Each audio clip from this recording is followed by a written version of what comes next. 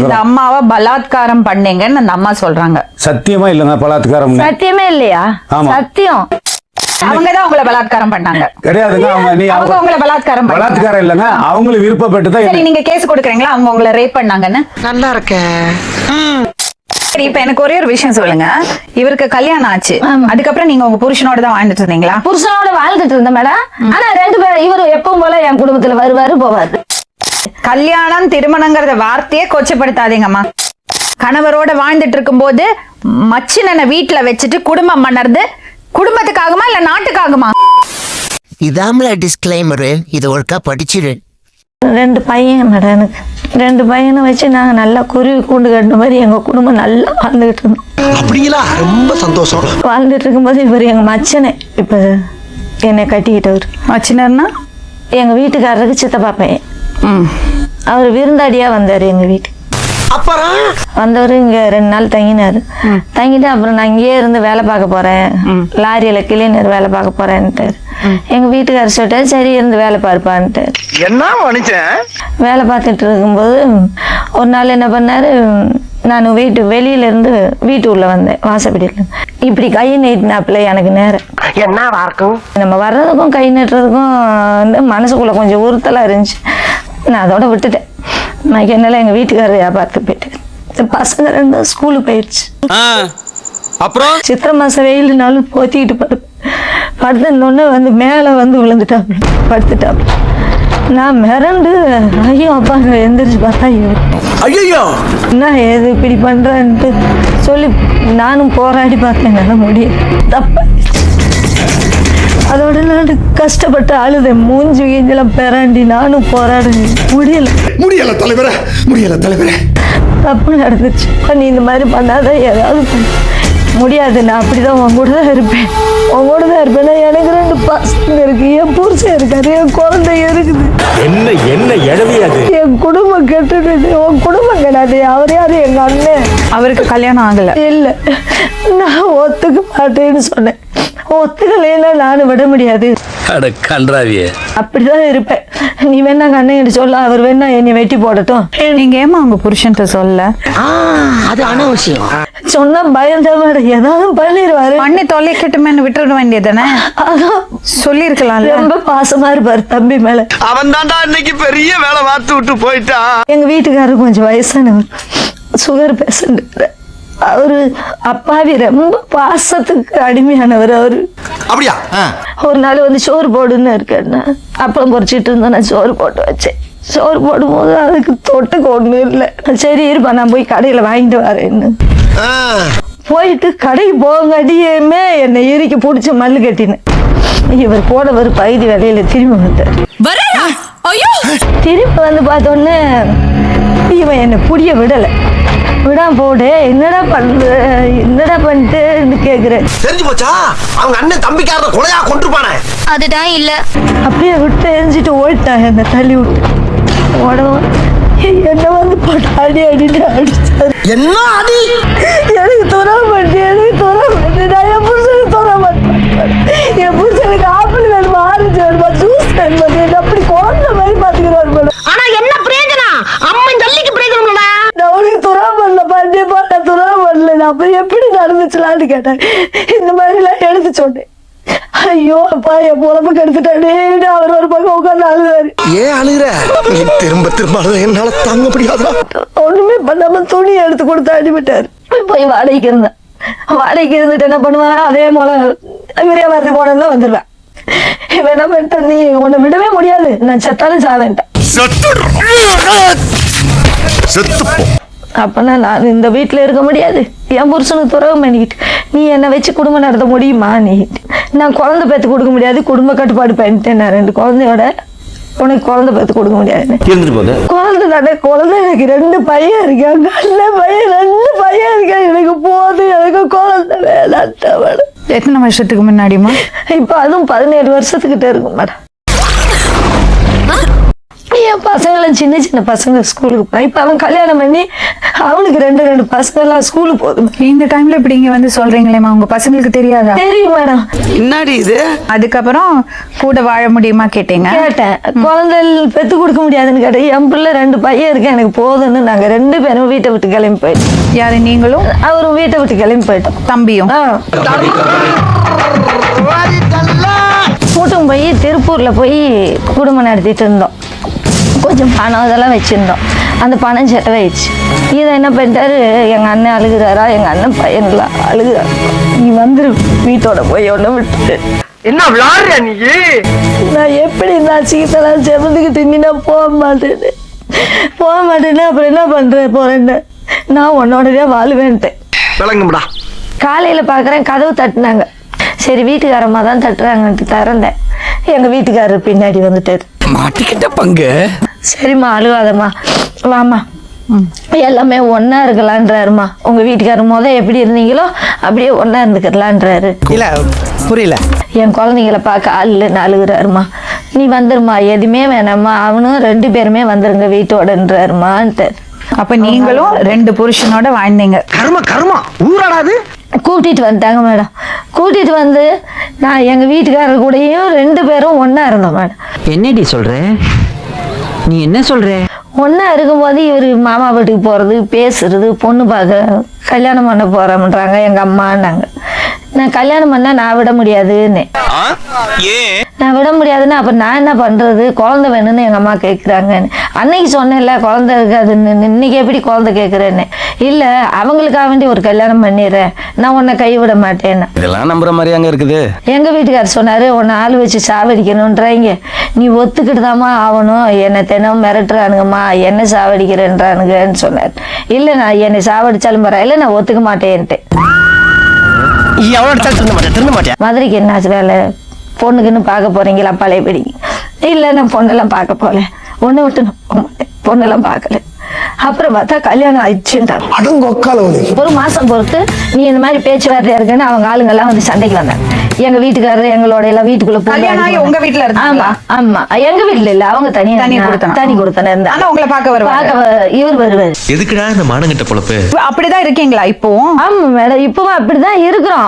அவங்களுக்கு குழந்தைகள் எல்லாம் இருக்கா? இருக்கு, 4 குழந்தைங்க இருக்கு, ஒரு பையன் இருக்கு, 3 பொண்ணு இருக்கு. இப்ப என்ன பண்றாரு, இப்பவும் வர்றாரு, ஆனா குடும்பத்துக்கு தெரியாமையே நைட்ல வருவாரு.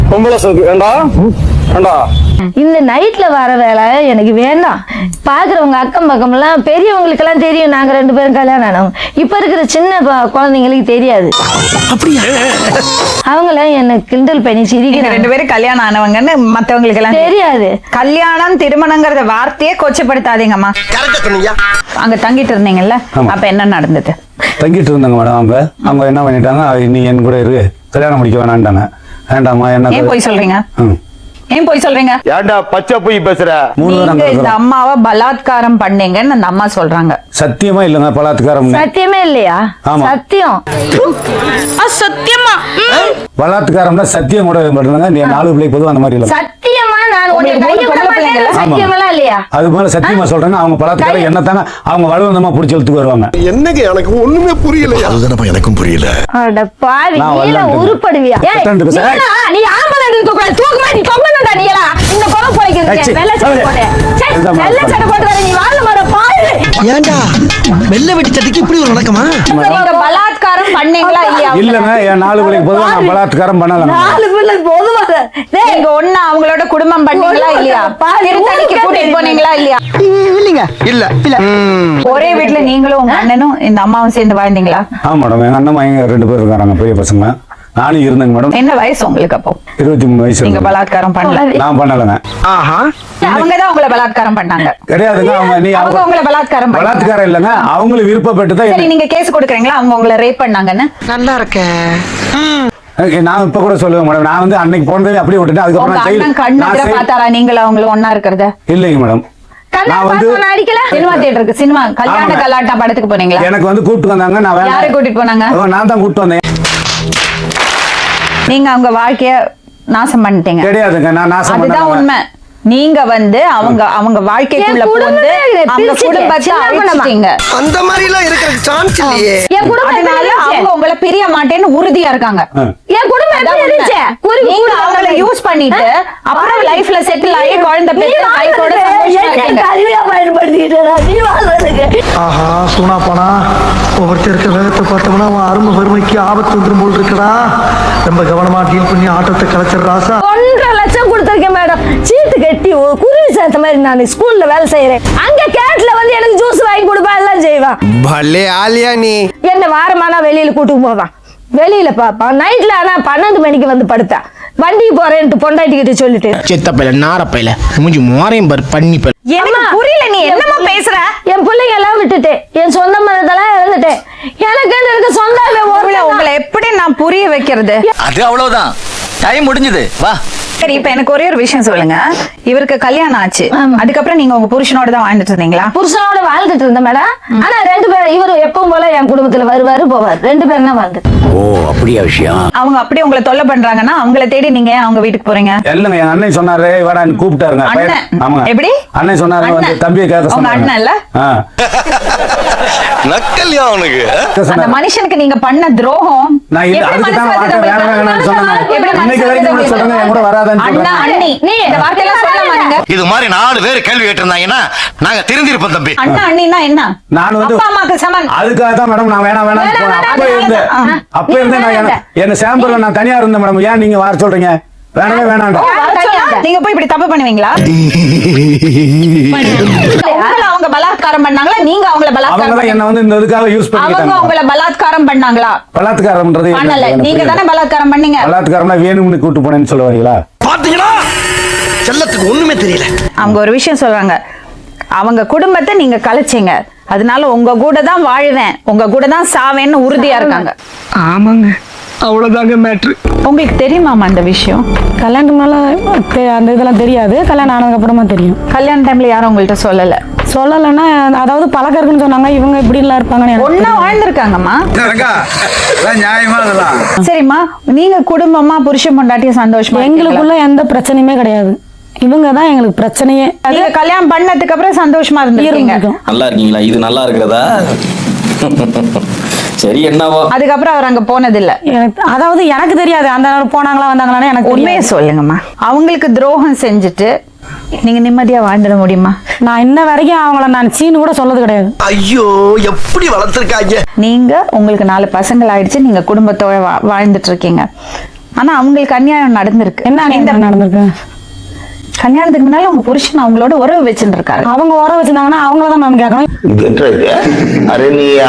அவங்க மிஸ்யூஸ் பண்ணாது, நாங்க அவங்க பண்ணோம். சொல்றாங்க இவர் பலாத்காரம் பண்ணாரு. அது எப்படி அவங்க அண்ணன் இருக்காங்க எல்லாரும் இருக்காங்களா? அது எப்படி அவங்க புருஷன் இருக்கும்போது அவங்க பண்ணுவாங்க? அதான் முதல்ல நானும் யோசிக்கிறேன். அததான் நான் கேக்குறேன். அவங்க அண்ணன் இருக்காங்க, அவங்க யாரு பசங்க தப்பு 2 இருக்காங்க. பண்ணிருக்காங்கன்னு நீயும் நானும் சொல்ல முடியாது. அது எனக்கு தெரியாது. சொல்ல முடியாது. அவங்க 2 பேருக்கு மட்டும் தான் உண்மை தெரியும். ஆமா. ரொம்ப கரெக்டா சொன்னப்பா, இது முதல்ல சொல்லிடக்கூடாது. அப்ப 2 பேர் மேலயும் நம்ம இவங்க தான் சரி இவங்க தான் சரின்னு நம்ம சொல்ல முடியாது. சொல்லல. ஆனா தப்பு நடந்திருக்கு. ரொம்ப அருமையா சொன்னீங்க கேப்டன். அவளை அசிங்கத்துக்கு நான் கூப்பிடல. இனிமே எனக்கு வயசாயிடுச்சு மேம். என் பிள்ளைங்களை இழந்துட்டேன், என் சொந்தம் பந்தம், எங்க அண்ணன் தம்பி, எங்க ஆத்தாங்க அப்ப யாருமே என்ன சேர்க்கல என் குடும்பத்துல. அதுக்கு இத பாருமா, நீ சொல்றது கொஞ்சம் கூட நியாயம் இல்ல. கணவரோட வாழாம அவரோடய வாழ்ந்திருந்தீங்கன்னா நான் உங்களை சப்போர்ட் பண்ணிருப்பேன். யார் நீயா? அது என்னமா இப்ப கொஞ்சம் கூட வெக்கப்படாம பேசிட்ட? கணவரோட வாழ்ந்துட்டு இருக்கும்போது மச்சினனை வீட்டுல வச்சுட்டு குடும்பம் பண்ணறது குடும்பத்துக்காகுமா இல்ல நாட்டுக்காகுமா? நாடு எங்க சார் போகுது? நாடு நாசமா போகுது. அவங்கள்ட்ட மன்னிப்பு கேளுங்க. உங்களுக்காக இல்ல, உங்க மனைவிக்காக, உங்க பசங்களுக்காக. மன்னிப்பு 1000 மன்னிப்பு கேப்பா மேடம். 1000 சத்தியம் பண்றானே, பொய் சத்தியம். ஐயோ கிழட்டு சிரிக்கி இவ ஒருத்தி கையில இருக்கிற ரகை எல்லாம் முகரையில வச்சுக்கிட்டு ஏண்டி என் உயிரை வாங்குறது? இப்போ கிட்டத்தட்ட 1 வருஷத்துக்கு மேல நான் கிட்ட போறதே இல்லை மேடம். அதனால உங்க அண்ணன் இறந்து எத்தனை வருஷம்? எங்க அண்ணன் இறந்து வந்து 2 வருஷத்துக்கு 1 வருஷம் ஆச்சா? 2 நல்லா பார்த்து வருஷத்துக்கு சொல்லு. 1 வருஷம் ஆச்சா? அவர் கேள்விக்கு பதில் சொல்லுங்க மாமா. எட்ட நிலை கோவத்தை ஒரு கலப்பாத. வருஷம் ஆச்சாடா, உன்னை சொல்லு, நோண்டினா.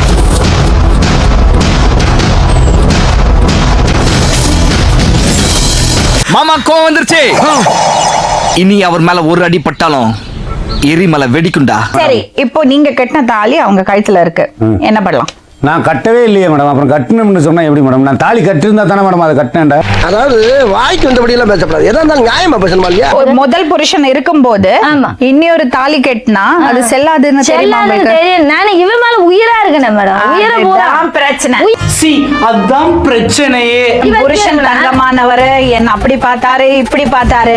புருஷன் வந்து சும்மா அவங்களுக்கு புருஷன் மேல மரியாதை இருக்கு, ஆனா அட்ராக்ஷன் பூரா இவர் மேல. மனுஷனாடா நீங்க எல்லாம். வயசாச்சு இல்லம்மா உங்களுக்கு, வயசாச்சு இல்ல, ஆமா மேடம், எனக்கு வயசாச்சு. விட்டுட கூடாதா இதெல்லாம்? விட முடியாது மேடம். முடியாது நான் ஒத்துக்க மாட்டேன். சரி, இப்ப உங்களுக்கு என்ன வேணும் சொல்லுங்க. என்ன வேணும்? அவர் தாலி என் கழுத்துல இருக்கு, அவர் துணை எனக்கு வேணும். துணைன்னா என்னது? நான் அவன் கால விழுறேன், என் புருஷனை விட்டுட்டு நீ தயவு செய்து போய் நான் சித்திரவதை பண்ணாத. சின்ன வயசுல தெரிஞ்சோ தெரியாமையோ ஒரு தவற பண்ணிடுறோம். அது அப்படி ஈஸியா கடந்து போயிடலாம், எல்லாம் சரியா போயிடும் நினைக்கிறோம். ஆனா பாத்தீங்களா, இத்தனை வருஷத்துக்கு அப்புறம் இன்னும் அந்த தவறு வந்து அவரை தொடர்ந்துட்டு இருக்கு. உண்மை. ஒழுக்கமா வாழறது வந்து ரொம்ப அவசியமான விஷயம். அத ஒழுக்கத்தை விட்டுட்டோம்னா வாழ்க்கையில எப்பவாவது ஒரு வாட்டி இந்த மாதிரி ஒரு இடத்துல நம்ம போய் நிக்க வேண்டி இருக்கும். கரெக்டா சொன்னீங்க. நாளை மறுபடியும் இன்னொரு உண்மை சம்பவத்துடன் உங்களை சந்திக்கும் வரை நன்றி.